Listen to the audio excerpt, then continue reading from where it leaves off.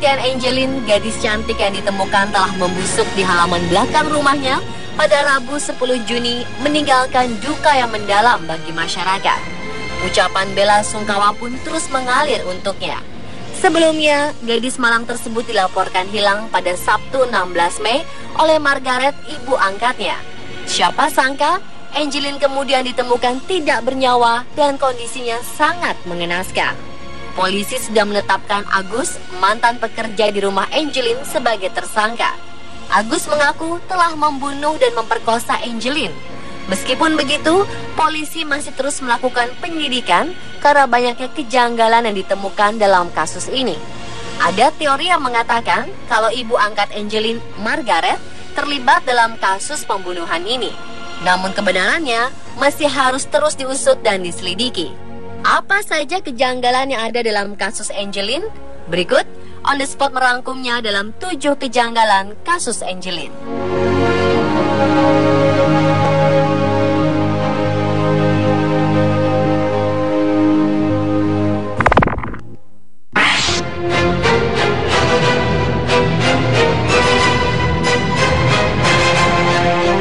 Menurut berita yang dimuat oleh CNN Indonesia, disebutkan kalau kematian Angelin sesungguhnya sudah diperkirakan oleh Siti Sapura, pendamping hukum Pusat Pelayanan Terpadu Pemberdayaan Perempuan dan Anak Denpasar yang sejak awal memantau kasus hilangnya Angelin. Siti mengatakan, anak selalu menjadi korban dari perlakuan orang tua yang seharusnya melindunginya. Sejak awal ia sudah berpikir negatif, Angelin sengaja dihilangkan. Ada sesuatu yang direncanakan rapi. Kejanggalan pertama yang mendasari pikiran buruk Siti itu adalah kenapa keluarga angkat Angelin tidak melaporkan hilangnya anak itu ke polisi lebih dulu sebelum menyebar kabar di media sosial dengan hadiah 40 juta rupiah bagi yang menemukan Angelin. Ketua Komisi Perlindungan Anak Indonesia, Aris Sirait, juga mencurigai hal yang sama. Ia menyebutkan sungguh aneh keluarga tidak langsung melapor ke polisi pada hari pertama hilangnya Angelin. Ia mempertanyakan mengapa keluarga justru membuat pengumuman pada laman akun Facebook berjudul Find Angelin, Bali's Missing Child.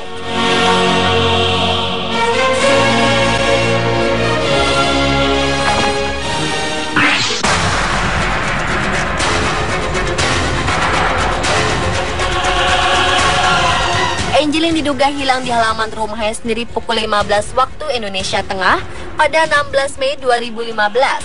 Menurut hasil investigasi Komnas Perlindungan Anak, tetangga rumah yakin Angelin tidak diculik. Hal ini karena pagar rumah Angelin terkunci dan ia tidak terlihat keluar rumah. Siti Sapura juga mengatakan Angelin tidak mungkin hilang di depan rumah. Dia tidak punya akses keluar dari pintu depan.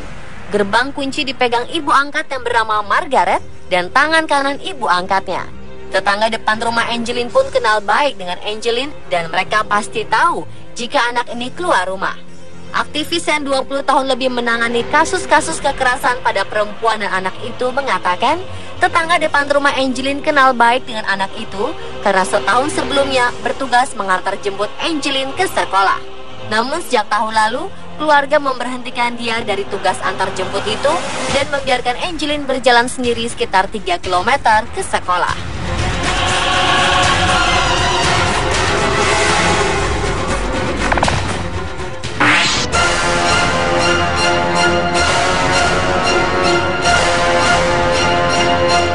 Kejanggalan selanjutnya adalah keluarga selalu menghalangi investigasi polisi di rumah mereka.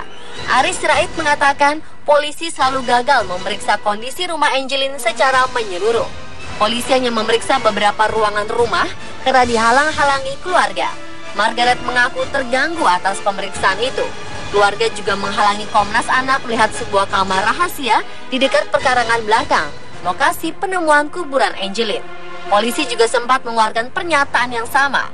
Selama masa pencarian Angelin, polisi menganggap keluarga angkatnya tidak kooperatif.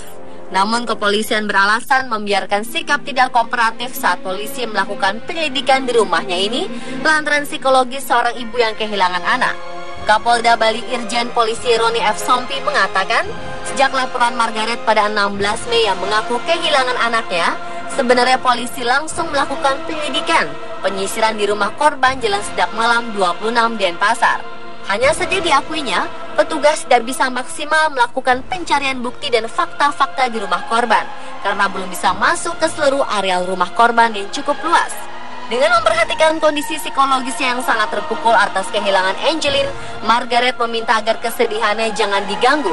Syukurlah, berkat pendekatan yang baik dan dorongan LSM, akhirnya sikap Margaret melunak dan memberikan kesempatan polisi dalam memaksimalkan pencarian dan pemeriksaan di rumah hingga akhirnya 3 pekan kemudian jasad bocah manis itu ditemukan.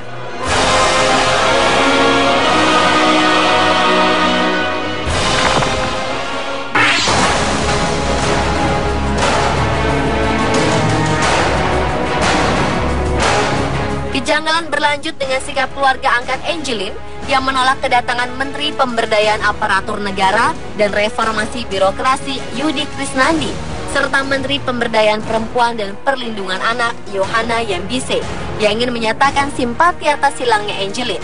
Petugas keamanan melarang Yudi menemui Margaret.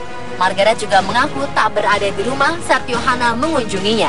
Tokoh masyarakat di Kelurahan Kasiman, Denpasar mengaku malu akan perlakuan keluarga Angelin terhadap 2 menteri yang ingin menyambangi kediaman bocah kelas 2 SD tersebut.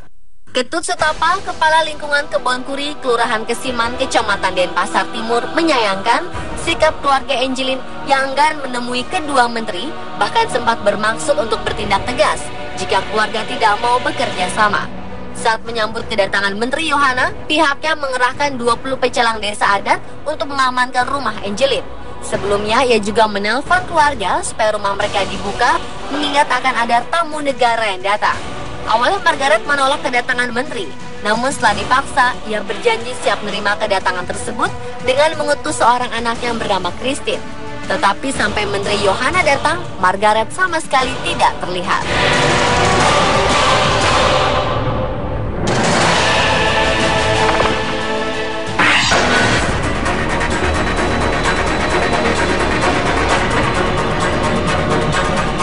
Komnas Perlindungan Anak menemukan rumah Angelin tak layak huni.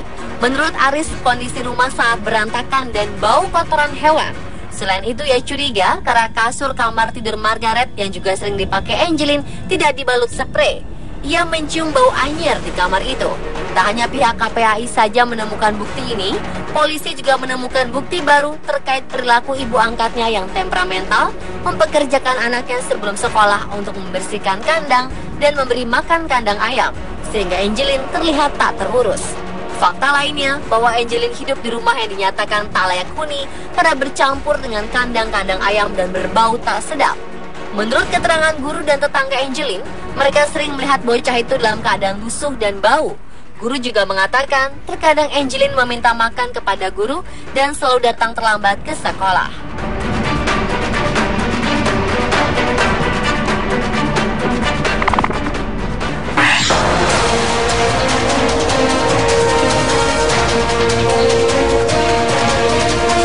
Agus, bekas bekerja di rumah Angelin, menjadi tersangka tunggal dalam kasus pembunuhan bocah berusia 8 tahun tersebut. Agus dijerat pasal 35 Undang-Undang Perlindungan Anak Jungto pasal 80 ayat 3 KUHP. Kapolresta Denpasar, Komisaris Besar Anak Agung Made Sudana, Rabu 10 Juni 2015 lalu menuturkan Angelin tewas dihantam benda tumpul. Peristiwa keji itu terjadi pada 16 Mei 2015 malam hari sekitar pukul 20 waktu Indonesia Tengah. Angelin dibunuh di lantai 2 rumah ibu angkatnya saat kondisi rumah dalam keadaan sepi. Meski demikian, Margaret, ibu angkat Angelin, tengah di dalam rumah saat kejadian. Anehnya, saat diperiksa polisi, Margaret mengaku tak tahu kejadian pembunuhan anak angkatnya tersebut. Ia mengaku tak pernah keluar dan terus berada di dalam kamar.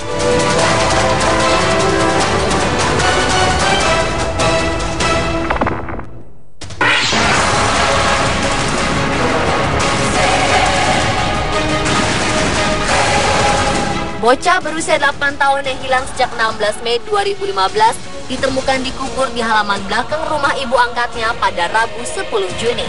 Dalam kasus pembunuhan tersebut, Margaret dan 2 kakak angkat Angelin diperiksa polisi, dan mantan pekerja di rumah ibu angkatnya Agus ditetapkan sebagai tersangka. Margaret juga dites kejiwaan oleh psikiater yang ditunjuk Polresta Denpasar, yaitu Leli Setiawati, pada Kamis 11 Juni lalu. Hasilnya, Margaret merupakan psikopat, seseorang yang karena kelainan jiwa menunjukkan perilaku yang menyimpang seperti yang dimuat oleh Detik.com. Hal ini mungkin menjelaskan hasil otopsi pada bocah cantik berusia 8 tahun itu ditemukan banyak luka lebam di daerah pinggang ke bawah. Ada juga luka lebam di dada samping kanan, leher samping kanan, dahi samping kanan, pelipis kanan, dahi samping kiri, batang hidung, pipi kiri atas, pipi kiri bawah telinga, leher samping kanan, dan leher kanan atas bahu. Kepala Instalasi Forensik RSUP Sanglah Denpasar, Dr. Dudut Rustaya di SPF, juga menyatakan adanya bekas jeratan tali di leher Angelin. Dalam kamar Margaret juga ditemukan darah yang hingga kini masih diperiksa asalnya.